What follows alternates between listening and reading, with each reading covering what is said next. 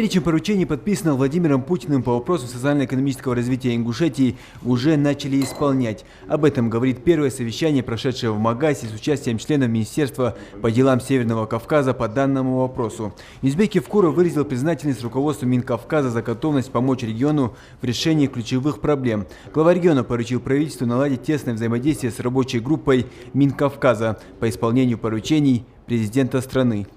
Это совещание – показатель оперативности и мобильности работы Минкавказа. Буквально прошло небольшое время, как побывал здесь же, в этом зале, провел совещание Владимир Владимирович Путин.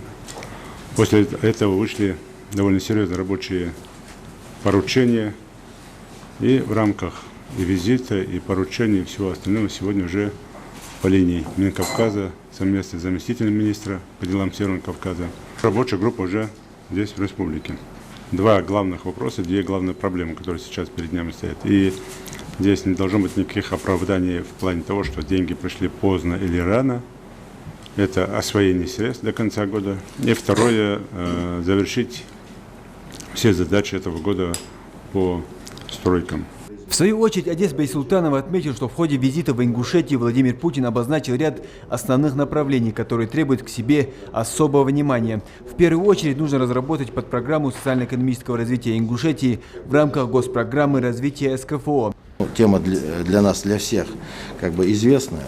Нужно проработать механизмы совместные. Это в первую очередь разработка подпрограммы в рамках госпрограммы социально-экономическое развитие Республики Ингушетия, которая должна включать агропромышленное, промышленное, инфраструктурное направление.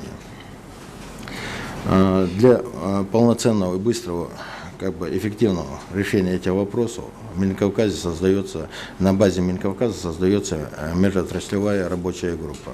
Юнусбек Владимирович, просьба, определить людей, которые будут участвовать со стороны Ингушетии этой программе, и реализация это уже тех задач, которые у нас будут стоять под программой, будем уже решать через призму этой рабочей группы.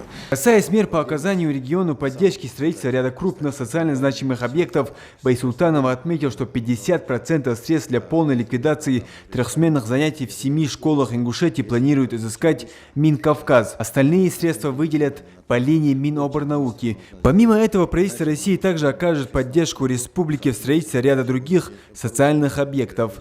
По здравоохранению, вы знаете, мы перекинули с энергетики 330, но это, насколько я понимаю, первый этап. Нам нужно завершать. И перинатальный центр, который у нас, средств там, в принципе, достаточно, но нужно, проследить, чтобы они были вовремя выделены и своевременно освоены. Напомним, Владимир Путин подписал перечень поручений по социально-экономическому развитию Ингушетии 3 октября.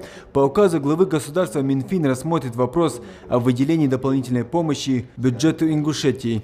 Муслим Ганиев, Юсуп Ханиев, Новости 24.